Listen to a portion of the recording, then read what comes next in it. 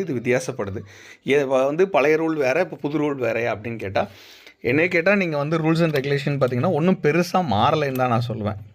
So முன்னாடிலாம் யூனிவர்சிட்டிலலாம் வந்து recruitment direct ரெக்ரூட்மெண்ட்னு போடணும்னு நினச்சாங்கன்னா என்ன பண்ணுவாங்கன்னா, செட் நெட்டும் ஒரு ஒரு ஒரு ஃபாலோவிங்காக குறைந்தபட்ச பேராசிரியர் நியமன தகுதி அப்படின்னு பேர் இருக்கும். இப்போ வந்து அந்த வார்த்தை இல்லை.